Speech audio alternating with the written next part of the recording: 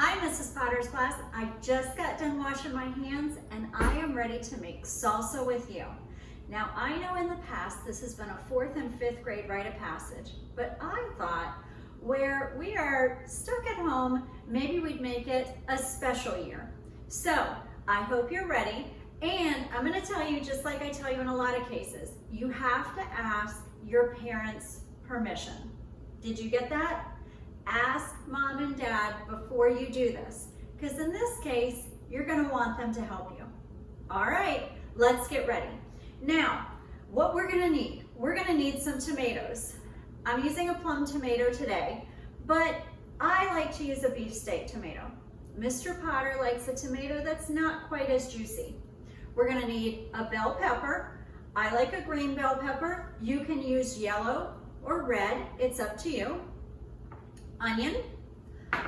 Again, I like a Vidalia. Use whatever you have at home. It's gonna taste delicious.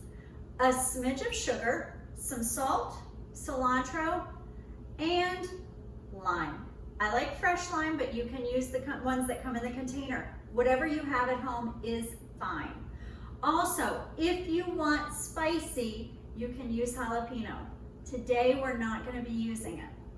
We're doing this in my kitchen because I told you I'd be sharing part of my house with you, so here you are in my kitchen with me.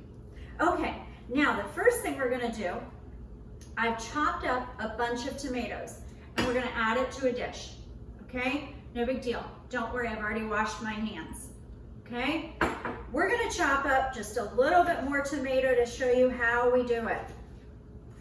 And we're gonna use the rest of the tomato to feed the chickens. They love it.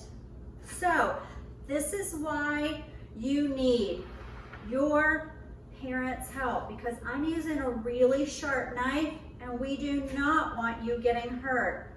I like to chop in tiny little slices. And whoops, Mrs. Potter's making a mess. We're just gonna add it to the dish. Okay? I am making a real mess. Good thing I wiped everything down before I started. We're gonna leave the rest of that. I'll just take care of that later. Now the green pepper, same thing. We're gonna dice it up. Again, this is where you really need some help, or at least your parents watching you, because you don't want to get cut. I like to chop them in tiny little pieces.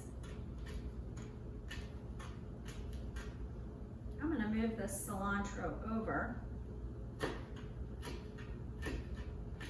Again, I like the green flavored bell peppers. If you prefer a red or a yellow, go right ahead. It just affects the sweetness, okay?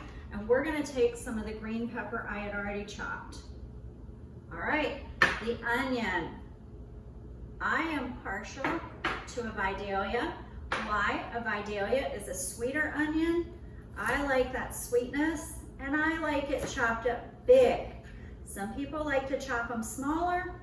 I chop it bigger because my 12-year-old likes to take it out of her salsa. That gives her that opportunity. Now, the last thing I like to add to mine, and some of my kids last year said that they did not like the cilantro. If you want a true salsa, you gotta have some cilantro in there. But if you don't like it, guess what? Don't add it. It's your salsa.